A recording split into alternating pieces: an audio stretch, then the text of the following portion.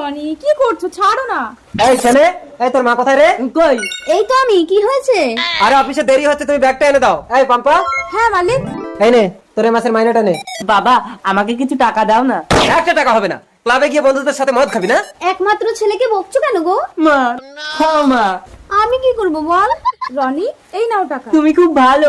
আমি একটা গরিবের মেয়ে হয়ে তোমাকে ভালোবেসে তোমার চাহিদা মেটাতে তোমাদের বাড়িতে কাজ করি। এবার আমাকে বিয়ে করো রনি। করবো করবো।